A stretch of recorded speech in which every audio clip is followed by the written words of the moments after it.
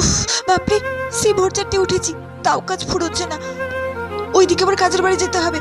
বেলা হয়ে গেলে দিদি আবার বকাবকি করবে। মেয়েটা তো এখন ঘুমোচ্ছে, ও ঘুমোক, ওকে এখন আর ডাকবো না। যা ঠান্ডা পড়ছে, উঠলে এখন খুব কষ্ট পাবে। ও একটু বেলা হয়ে উঠবে। আর তাছাড়া আমি ঘরের কাজ সব তো করেই রেখেছি, আর ওর জন্য রুটি আলু ভাজা করে রেখেছি। ও ঘুম থেকে উঠে হাত মুখ ধুয়ে খেয়ে নেবে।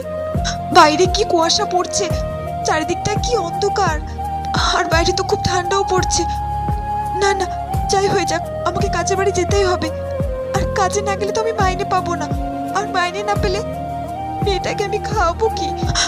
বাইরে তো খুব ঠান্ডা পড়ছে। একটা চাদর থাকলে খুব ভালো হতো, একটা চাদর কেনার সামর্থ্য নেই আমাদের। এক কাজ করি, এই শাড়িটাকে বরঞ্চ ভালো করে গায়ে দিয়ে নি। এই তো, এবার একটু ঠান্ডাটা কম লাগবে। যাই যাই, কাজের বাড়ি চলে যায়।